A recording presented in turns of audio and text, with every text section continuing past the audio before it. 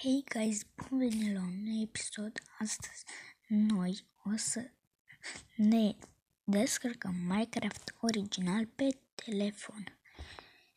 Și mai vreau ceva să vă spun, abonați-vă la canalul, dați un like, abonați-vă și hai să începem. De început o să trebuia să intrăm pe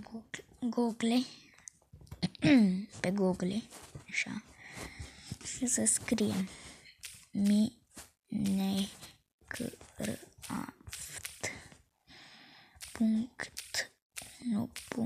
.14.60. Dați căutare și prima asta, nu prima, am greșit, a doua, dați pe a doua, așa, și așteptăm să se încarce. Așa, dăm în jos,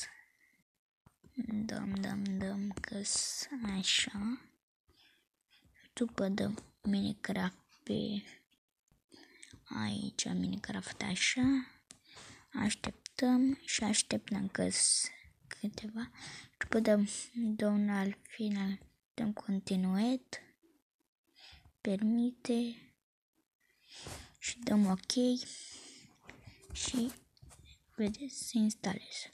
Eu să dau stop când se va instala.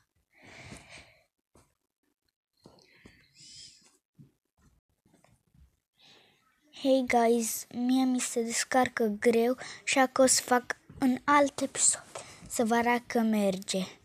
Cam atât pentru episodul de azi. Sper că v-a plăcut. Dacă v-a plăcut, nu uitați să dați butonul de like și subscribe și noi ne vedem data viitoare. Pa!